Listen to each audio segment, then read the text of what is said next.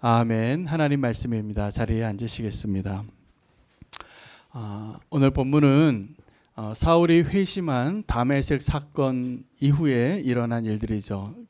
지난주에 본문이었던 것과 마찬가지로 이 사울이 회심할 때 아나니아라는 제자의 도움을 받고 눈을 뜨게 됩니다. 그리고 세례도 받고, 그리고 나서 이 사울의 모습이에요. 사울의 행적이 어떻게 됐냐면 가만히 있지를 못합니다. 그가 식음을 전폐하고 있다가 강건해지고 나서 제일 먼저 한 것이 뭐냐면 복음을 전하는 것입니다. 여러분, 지금도 누가 전도를 제일 많이 잘할까요? 10년 된 성도가 잘 못하더라고요. 20년 된 장로님들이 잘하지 않고요. 올해 새롭게 주님 만난 분이 전도 제일 잘합니다. 왜냐하면 지금 내가 만난 그 예수님을 전하지는 않고는 견딜 수 없을 정도로 그 뜨끈뜨끈한 복음의 감격이 아직 살아있기 때문에 그렇습니다. 근데 사울이 그렇게 회심하고 나서 복음을 전하는데 누구도 말리지 못하는 거예요. 그래서 그 다메섹에서 복음을 막 전하니까 어떤 일이 일어났냐면 그를 죽이고자 합니다. 그를 죽이고자 해서 바울이 그 다메섹 성의 밤에 그 계략을 알게 되고, 죽이려고 하는 사람의 그 계략을 알고 바구니에 담겨서 내려오고, 그가 또 예루살렘에 갑니다. 원래는 예루살렘에서 온 사람이에요, 사울이. 예루살렘에서 다메섹으로 가서 예수 믿는 사람 잡으려고 왔다가 거기서 눈 멀고 예수님 만나고 회심을 하고 이제 다시 도망쳐서 예루살렘에 갔는데 거기서도 또 이 사람을 보고 깜짝 놀라요. 그래서 아주 이슈가 된 겁니다. 어떻게 저 사울이 예수님 믿는 사람이 됐느냐, 어떻게 예수님을 전하고 있느냐. 그래서 그곳에서 또 어떤 일이 생기냐 하면 사울을 죽이려고 하는 사람이 또 나타납니다.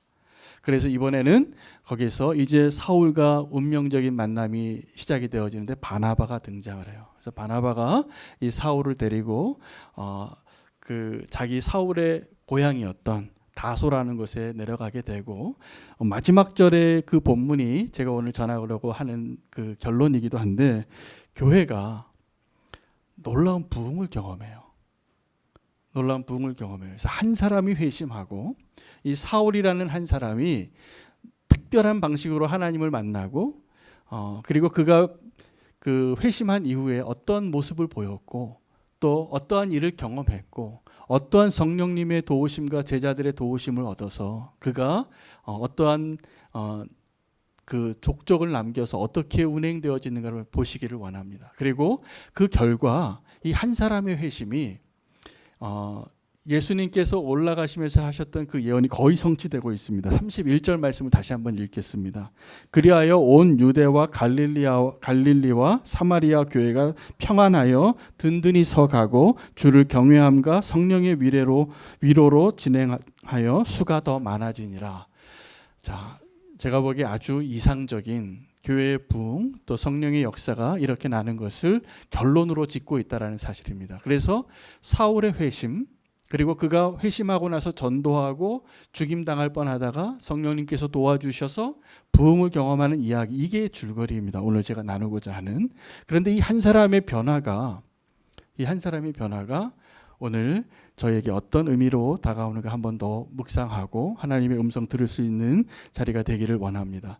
제가 한번 여쭤보겠습니다. 여러분, 어떤 변화를 이야기할 때 주로 나는 변화가 필요하다라고 주장하는 편에 서시는 분 한번 손 들어보세요.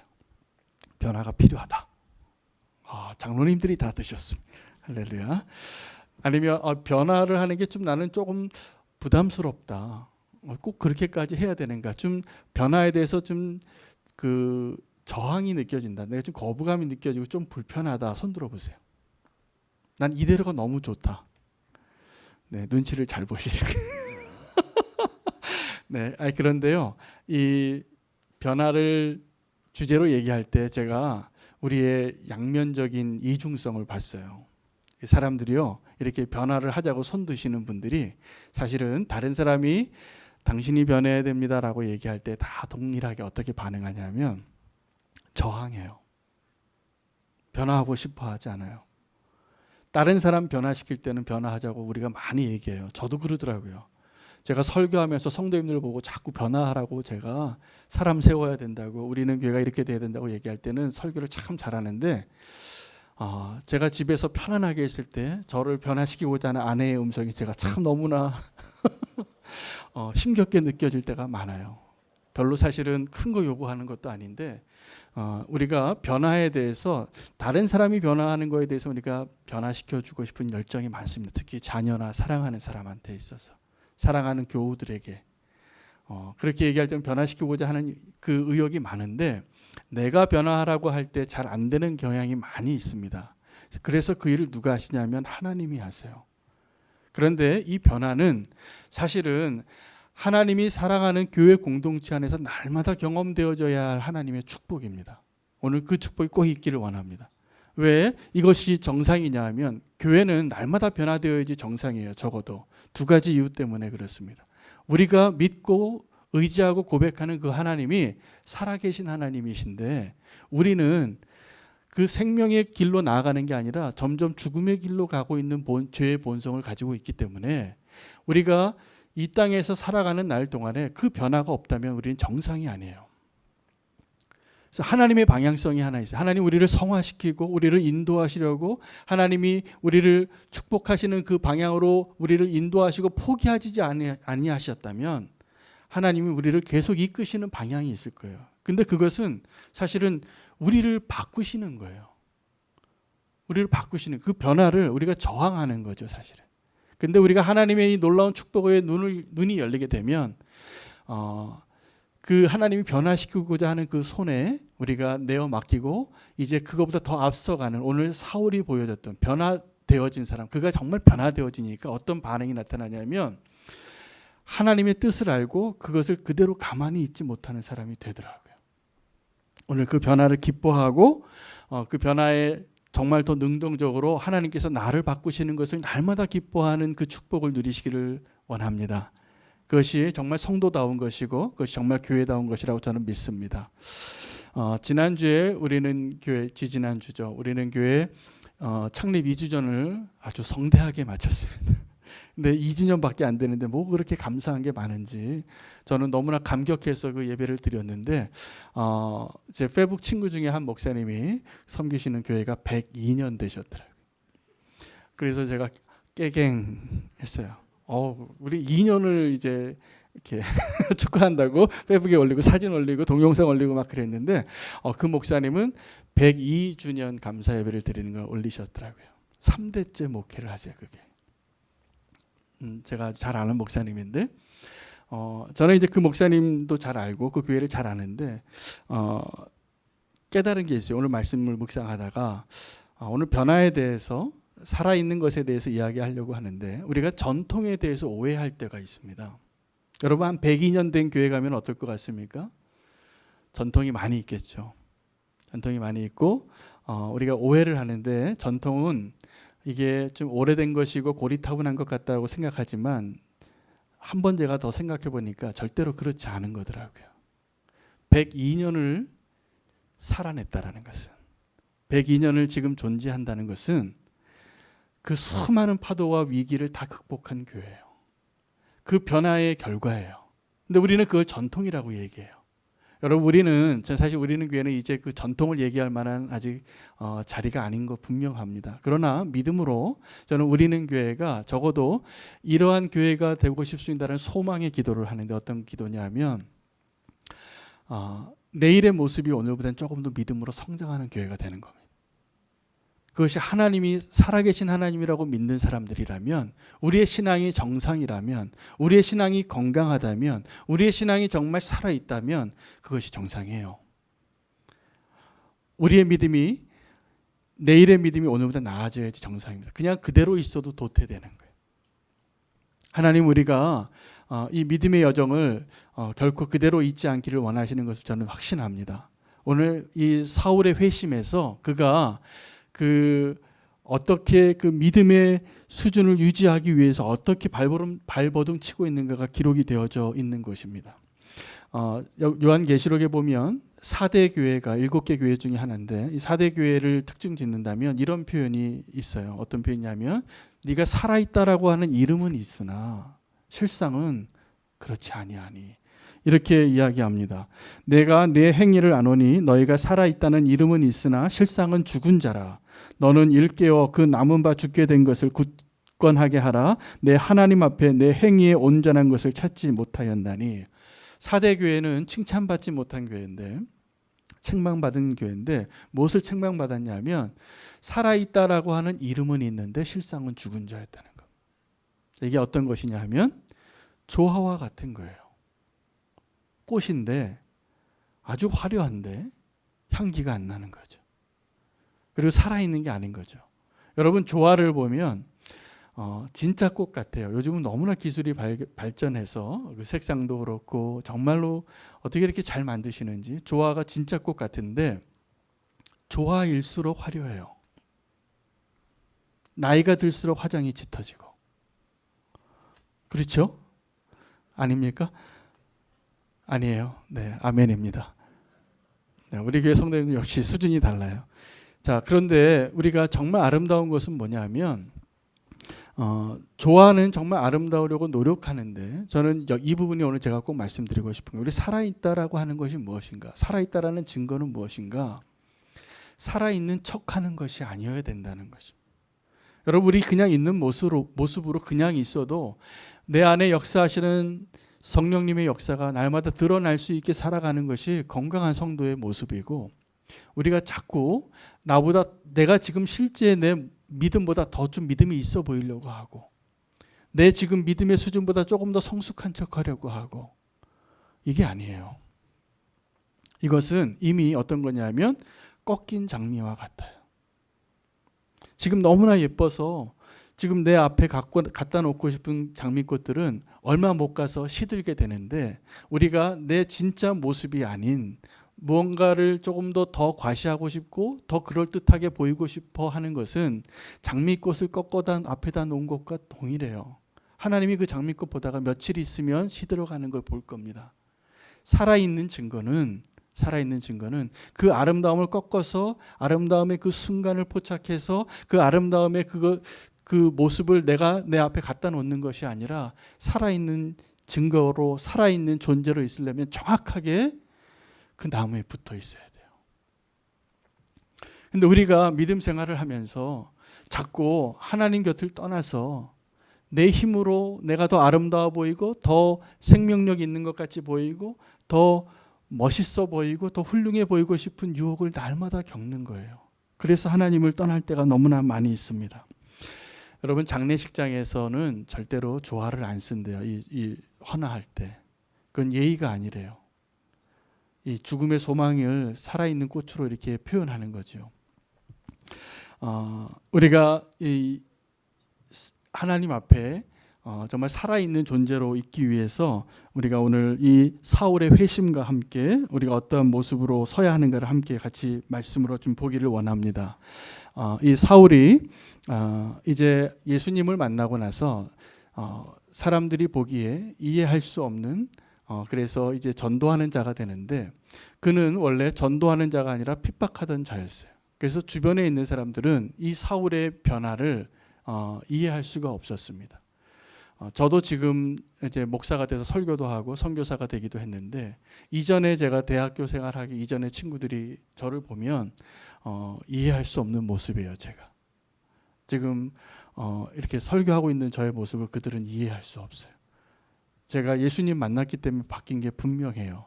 그런데 여러분, 우리가 예수님 만나고 나서 이 회심의 변화가 정말 온전해야지만 이것이 가능합니다. 그런데 안타까운 것은 지금 우리가 한국교회 위기라고도 하는 것이 무엇이냐면 회심을 너무 쉽게 만들기 때문에 그래요. 그냥 사형리 한번 가르쳐주고 길거리에서 전도하면서 예수님 믿으면 좋아요. 우리 교회 한번 와보세요. 그리고 그 짧은 시간에 예수님에 대해서 다 설명했다라고 생각을 하고, 어떠한 좋은 인상과 우리의 노력으로 그분에게 영접 기도를 한번 하고 그분이 이제 온전한 회심이 됐다라고 다 공인해 버리는 그러한 지금 교회의 이 관행이 진정한 생명력을 유지하는데 우리의 아픔이 있는 것 같습니다. 정말 진정한 회심을 경험하는 것은 그 회심의 순간부터 우리가 정말 이 회심이 진짜가 되면 어떻게 되냐면요. 복음을 전하라고 말하지 않아도 복음을 전할 수밖에 없어요. 이 사울은 예수님을 핍박하던 자의 모습에서 지금 예수님을 전하는 자가 된 이유는 예수님을 만난 경험이 너무나 강렬했기 때문에 그래요. 여러분의 회심을 한번 생각해 보시기 바랍니다. 내가 정말 예수님 만난 그 순간이 어떠했는가. 진짜 회심은 이런 거죠. 여러분 좋은 음식점 한번 가봐도 옆에 있는 집사님한테 꼭 말하고 싶지 않아요? 거기 한번 같이 가자고. 여기 너무 맛있다고. 그 맛을 봤는데 맛도 좋은데 값도 싸요. 그래서 꼭 한번 가보고 싶은 데가 있어요. 그러면 우리가 그 얘기를 만나면 그 얘기를 하시더라고요. 커피숍에서 뭐 얘기하는가 봤더니 어디 거기가 맛있대. 어디 커피가 맛있고 어디 음식점이 좋다고. 왜요? 좀 맛있으니까. 내가 그 맛을 보았으니까. 거기에서 그 맛을 안 본 사람은 그 얘기 못해요. 근데 우리가 예수님을 만난 것이 정말 그러한 경험이 되어야 되는데 어쩌면 맛있는 음식점 간 것만큼도 우리가 확신이 안 드는 거예요. 그래서 교회 나오라고 하기도 어려워요. 내가 믿는 예수님이 어떤 분이신지 확신을 가지고 말하기도 너무 조심스러워요. 여러분 식객이라는 만화에 그 허영만 씨가 그 시리즈로 많이 만들었는데 제가 그 만화를 다 봤는데 제가 너무나 공감된 경험을 한 게 있는데 라면 이야기예요. 저는 제 평생에 제일 맛있는 라면을 언제 먹어봤냐면 군대 들어가서 훈련병 그 6주, 8주 훈련하는데 그 기간에는 계급장도 없어요. 군인으로 치지도 않아요. 뭐든지 훈련 받는 거예요. 그런데 그 계급장도 없는 그 훈련 6주 기간에 그 훈련 조교가 밤에 그래도 보초도 쓰거든요. 보초 쓰는데 다 자죠. 그리고 저하고 보초 2명이 이렇게 당번이니까 그 시간에 이렇게 깨워서 순차를 하는데 저를 부르는 거예요. 그러면서 자기가 끓여 먹는 그 라면에 한 숟갈 이렇게 반합 뚜껑에 이렇게 담가서 국물까지 해서 딱 주는데 이 식객의 그 라면 이야기가 똑같은 경험을 했어요. 제가 지금도 잊지 못하는 라면 맛이에요. 그럼 그 라면의 맛이 언제 그렇게 여러분도 비슷할 겁니다. 똑같은 음식점에 맛있다고 갔는데 2번 가보면 어떻게 돼요? 감동이 덜해요. 감동이 덜해요. 무슨 말이냐면 우리가 예수 그리스도의 십자가의 은혜는 동일해요. 하나님의 은혜는 너무나 불변할 겁니다. 그 예수 그리스도의 십자가의 의미도 그렇고 그런데 그 십자가의 은혜를 경험할 때 나의 마음이 나의 상태가 어떠냐가 참 너무나 중요해요. 여러분 이 복음이 정말 복음이 되려면 언제 정말 그 복음의 맛을 내가 가장 강렬하게 경험하고 그것을 전하지 않을 수 없냐 하면 내가 분명히 죄인이라는 것이 느껴졌을 때예요. 내가 정말 하나님의 은혜 아니면 내가 지금 어떻게 고개 들고 사나. 그때 예수님을 만난 사람은 예수님을 전하지 않을 수가 없어요. Amazing Grace라는 노래를 지었던 그 목사님이 노예 상인이었어요. 그가 그렇게 악한 일을 하다가 예수님을 만난 거예요.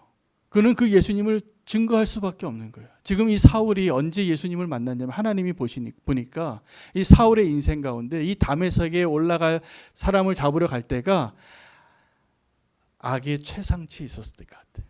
자기 의에. 그리고 저 사람들을 죽이고자 하는 예수를 핍박하고자 하는 자기의 열정이 가장 강렬할 때 예수님이 만나신 거예요. 예수님이 그를 습격한 거예요.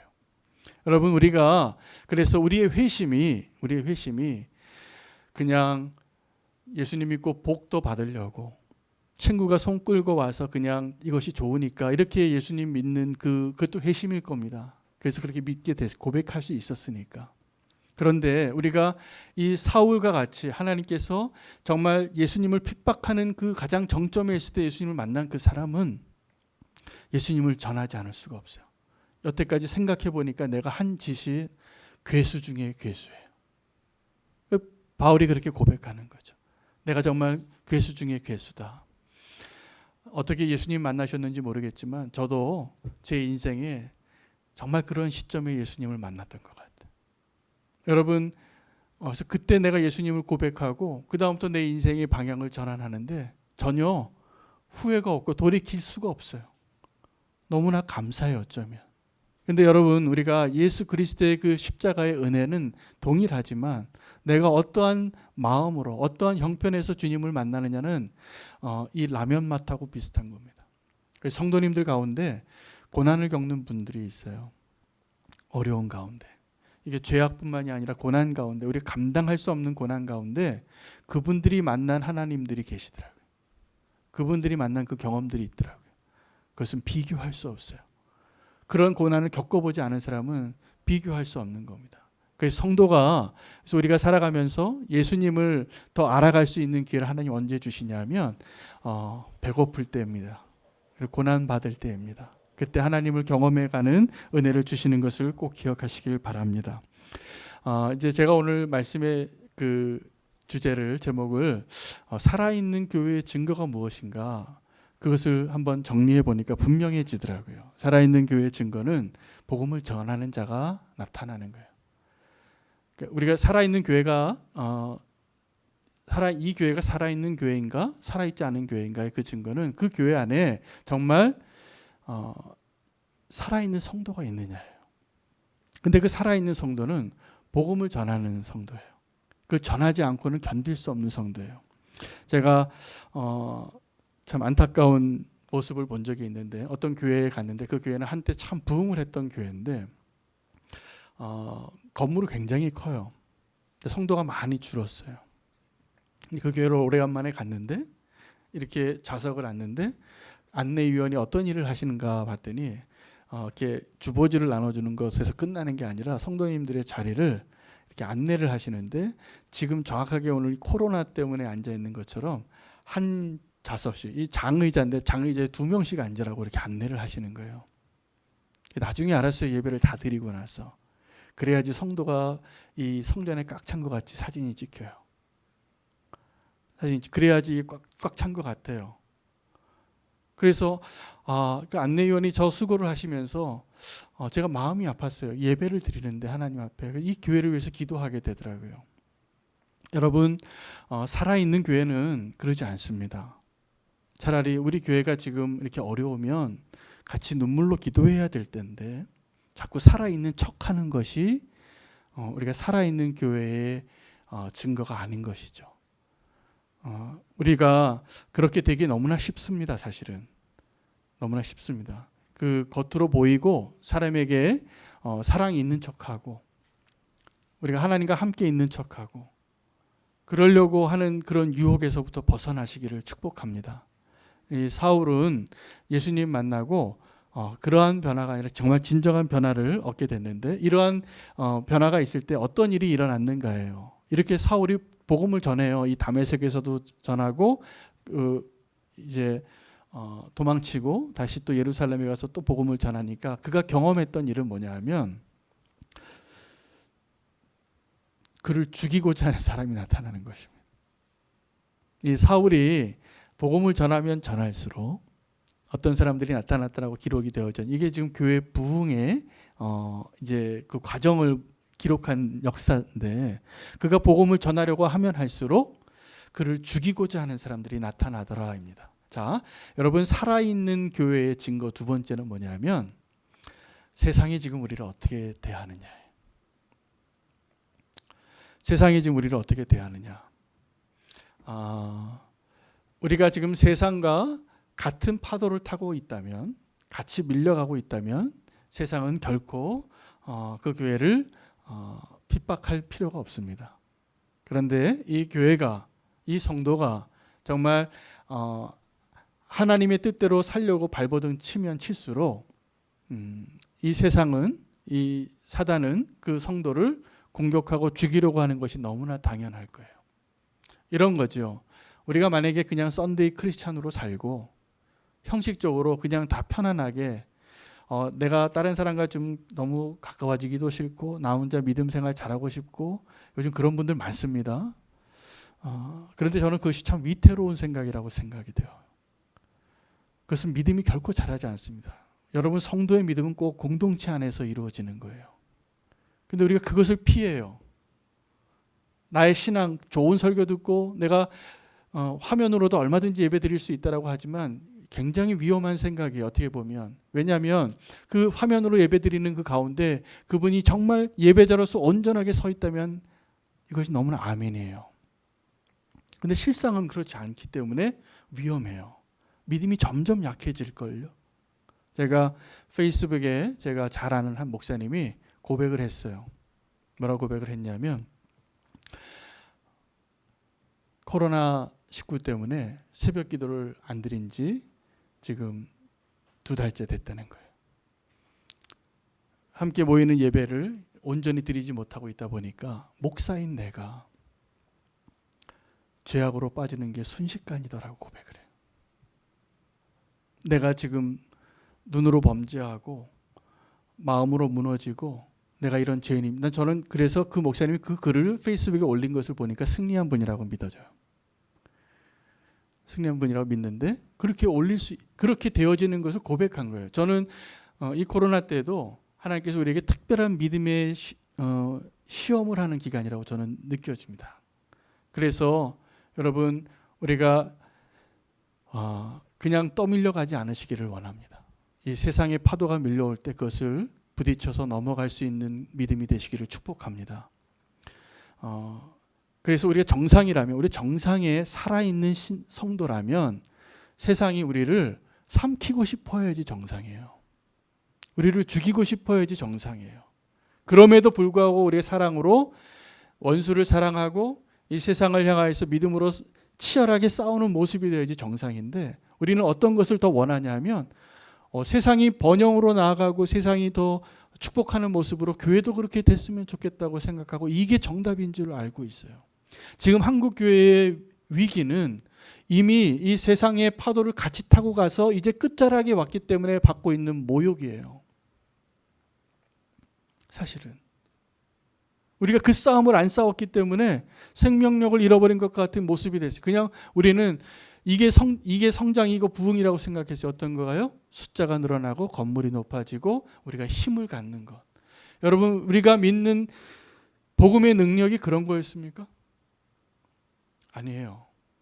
그런데 우리는 언제부터인가 대통령이 목사님들 부르면 조찬 기도에 가서 기도해주고 그 자리에 나간 것이 자랑이 되는 시대가 되어버렸어요. 그 사이에 우리는 정말 신음하고 고통받고 있는 보이지 않는 사람들에게 가까이 가서 예수님이 하셨던 것 같은 그 자리에 있지 않았다는 것이죠. 제가 아까 코로나 얘기했는데 여러분 우리의 자리를 잘 결정하시길 바랍니다. 내가 누구와 함께 있어야 하고 어디에 있어야 하는가를 믿음으로 결정하는 것이 우리가 살아있는 성도의 증거가 될 것입니다. 그 길을 가시기를 축복합니다. 사울이 이 복음을 들고 복음을 증거하는 자가 되니까 분명하게 반응해요. 사단이 그를 죽이려고 해요. 그를 용납해 두고 싶지. 빨리 좀 어떻게 해야 돼요. 만약에 우리가 그냥 세상에 묻어가는 동일한 그 정도 수준의 신앙으로 살아간다면 세상이 우리를 그렇게 할 필요가 없어요. 그냥 그를 삼키려고 할 필요도 없어요. 그냥 내 편인데 뭘. 껍데기만 신자고 껍데기만 교회인데 세상과 너무나 다를 게 없는데 못하러 그 사람을 삼키려고 하겠어요. 여러분 두 번째 살아있는 교회의 증거는 세상이 우리를 어떻게 대하고 있는가요? 지금 우리가 조금 세상에서 모욕을 받고 어려움을 겪는 것은 사실은 제가 말씀드리는 세상의 핍박이 아니에요. 우리가 세상을 편승해서 똑같이 살아갔기 때문에 결과적으로 얻는 마지막 모욕과 같은 거예요. 착각하시면 안 됩니다. 우리가 이 세상을 향하여서 교회는 항상 우리가 거룩한 백성으로서 하나님의 백성으로서 이 세상에 나아갈 때 선교적인 용어로 복음화하기 위해서 꼭 경험하는 것이 뭐냐면 상황화라 그래요. 그것이 필요해요. 이 복음을 해석하고 복음을 소개해 주기 위해서 이 진리를 세상에 한 발 내딛기 위하여 선교사님들이 항상 그 고민을 하는 거예요. 그 문화에 어떻게 설명을 하고 그들에게 그러려면 어느 정도의 이 복음의 형태를 본질을 바꾸지 않으면서 그것을 변화시키고 그 문화에 접목시키는 노력을 하는데 이걸 상황화라고 합니다. 그런데 정확하게 동일한 방식이 거꾸로 올 때 그걸 세속화라 그래요. 우리가 세상으로 나아갈 때 선교적으로 이걸 상황하라고 하는데 세상이 이 교회를 향하여 세상의 것들이 들어올 때 세속화되어진다고 해요. 근데 이 교회에 이 성도의 삶에 우리가 살아있는 증거가 없는 이유는 세상이 너무 많이 들어와 버린 거예요. 치열하게 우리가 하나님의 복음을 붙잡고 이 살아있는 증거를 날마다 경험할 수 있기를 축복합니다. 우리가 세상의 것들이 내 삶 가운데 이 교회 안에 너무 많이 들어오는 것을 두려워하십시오. 자, 우리가 이 사울이 그랬던 것처럼 아주 이 회심한 자가 돼서 복음을 증거하게 되니까 세상이 어떻게 해서 핍박을 하는데 그 다음에 나타난 현상이 뭐냐면 도와주는 자가 생기는 겁니다. 성령님이 도우시고 그 제자들이 돕습니다. 이 사울을 죽이려고 하는 계교가 사울의 귀에 들리는 거예요. 그래서 이 다메섹 도상의 그 성벽을 바구니로 그 제자들이 사울만 내려보내줘요. 이 첫 번째 그가 경험한 위기이죠. 근데 그 위기를 경험하고 또 예루살렘에 갔더니 예루살렘에서 또 그러는 거예요. 또 사울을 죽이려고 하는 자들이 일어나요. 나중에는 금식하고 40명의 사람들이 또 사울을 죽이려고 하는데 그게 또 어떻게 사울의 귀에 들려요. 자, 성령님께서 지금 우리에게 어떻게 행하시냐 하면 우리가 고난과 위험과 핍박과 박해를 받을 때 그때 성령님이 우리를 도우시는 걸 경험할 겁니다. 우리 성령님의 두 가지 모습의 그 성령님의 그 역할을 우리가 기억해야 되는 첫 번째 성령님의 역할은 능력입니다.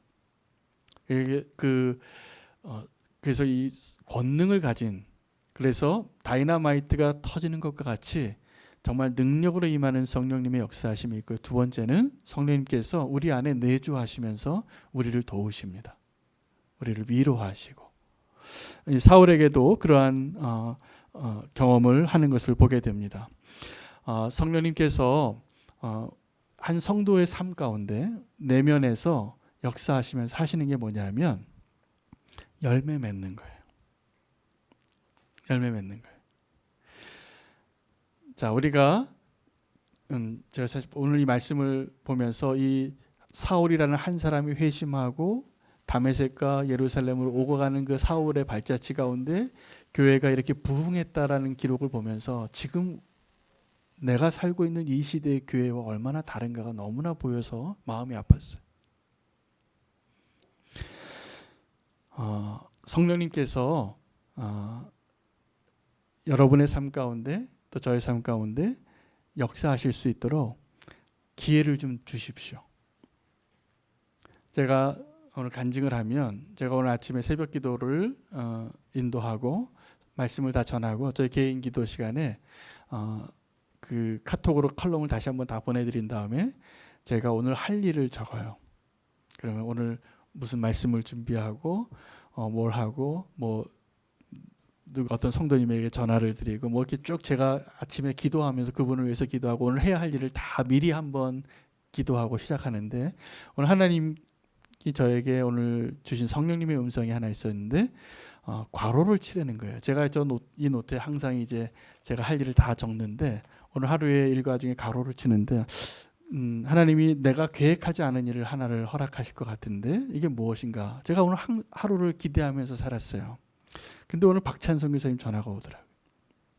박찬성님 전화가 와서 아까 만나서 얘기를 했어요. 저녁 같이 먹으면서 오늘 선교사님이 저에게는 하나님의 응답입니다.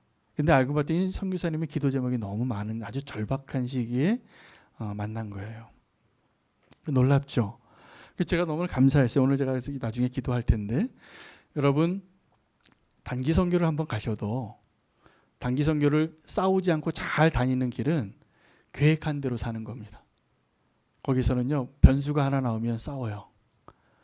왜 밥을 여기서 먹어야 되는데 여기서 먹냐고 의견이 하나 나오면 그때 이제 아무것도 못하고 싸우는 거예요. 별것도 아닌데. 그래서 아주 원활하게 성령님의 그 단기 선교가 잘 진행되려면 계획을 아주 잘 짜서 계획대로 가는 게 제일 무난합니다. 그런데 이 단기 선교를 하면서 항상 이 가로를 치는 훈련을 해야 돼요.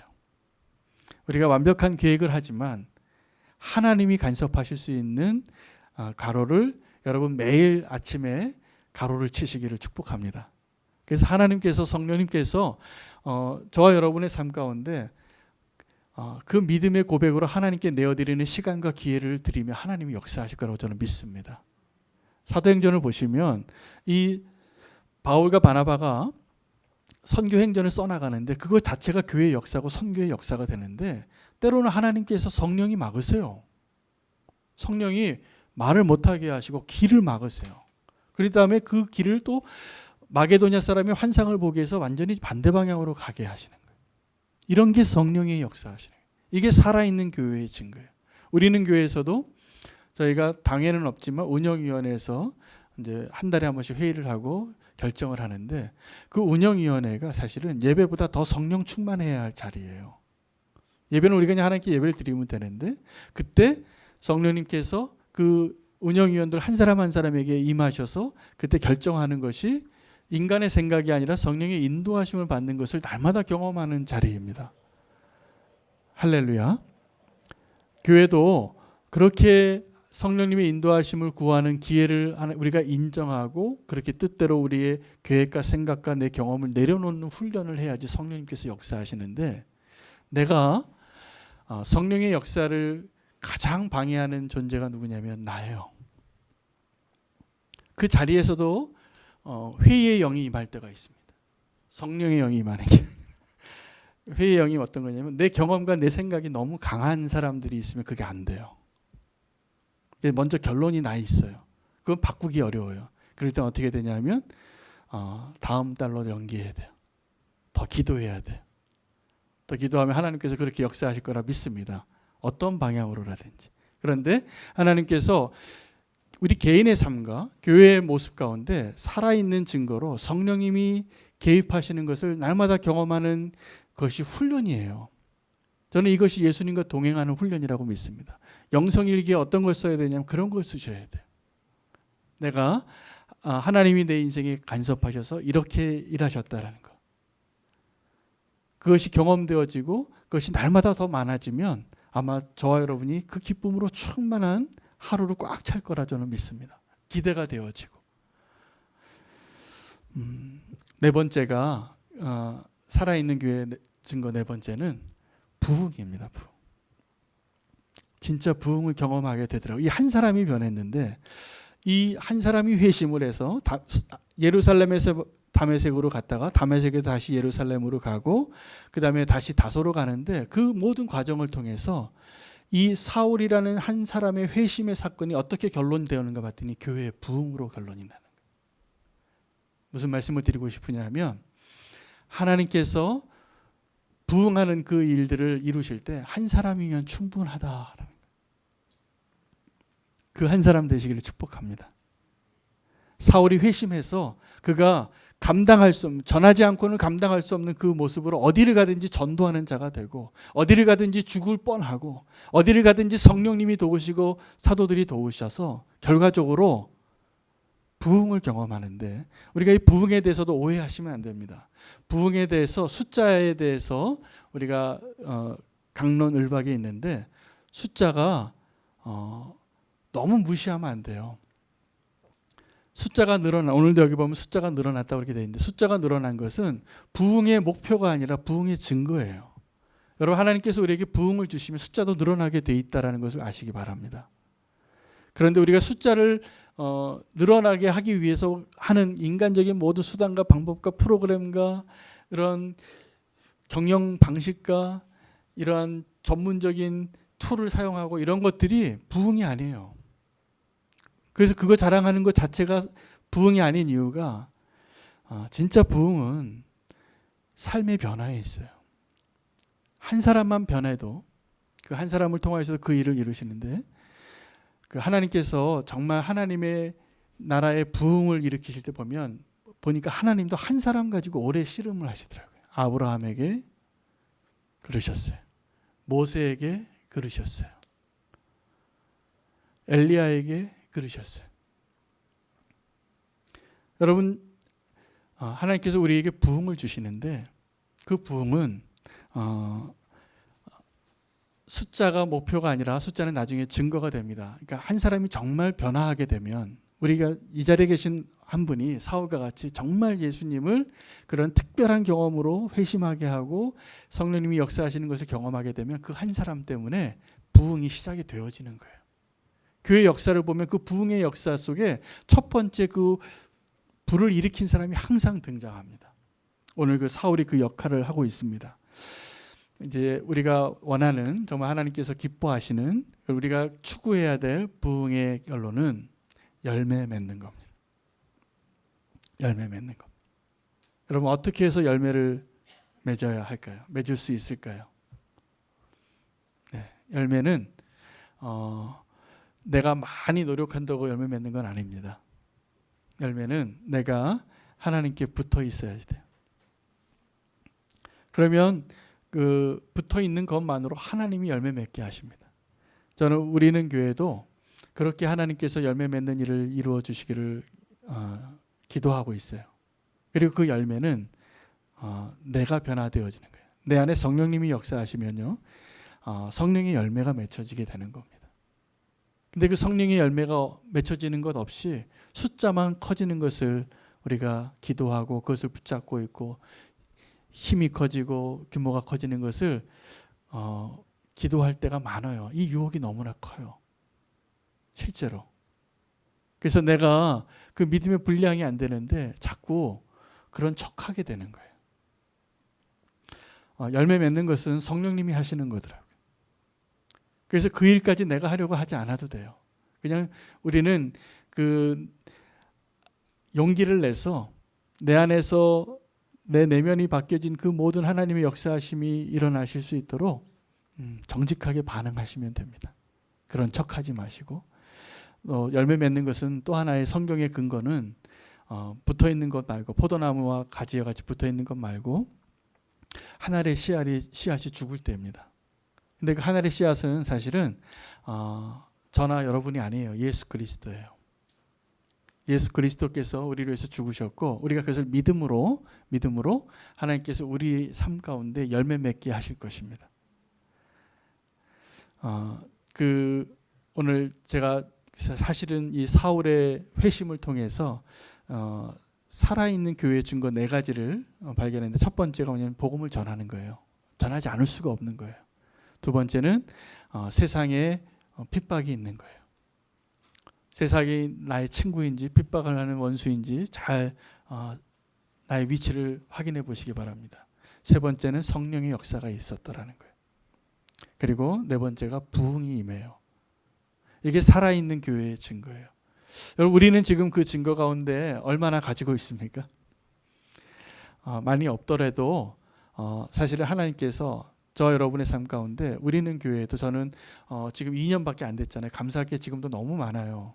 이미 너무나 많은데 제 마음에 조바심이 날까 봐 기도하게 됐어요. 저는 그게 제 기도 제목이에요. 한 사람의 삶 가운데 하나님께서 이 성령의 열매를 맺으시도록 한 사람 한 사람 진정한 변화가 일어나기를 축복합니다. 성령님께 그 자리를 내어주시기를 원합니다. 그럼 성령의 열매가 맺어지면 한 사람만 변해도 놀라운 역사가 일어나게 되는 것 순식간입니다. 왜냐하면 그 안에 분명히 성령님이 역사하시기 때문에 그렇습니다. 선교지에서도 이 한 나라가 복음화되어지는 일이 언제 일어나냐면요. 시간이 오래 걸려도 그 현지인 한 사람이 진짜 복음의 증인이 될 때예요. 선교사가 하지 못해요. 선교사가 하는 게 아니라 성령님의 역사하심으로 정말 회심한 한 사람 그 사람이 그 나라의 민족 안에 있을 때 폭발적인 연쇄 반응이 일어나고 복음화가 일어납니다. 한국 그렇게 된 겁니다. 이 한국의 복음화가 그렇게 됐어요. 놀라운 증거의 한 나라 중에 하나입니다.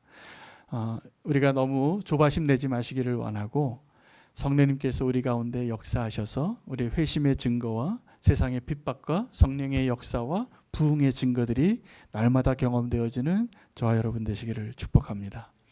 기도하겠습니다.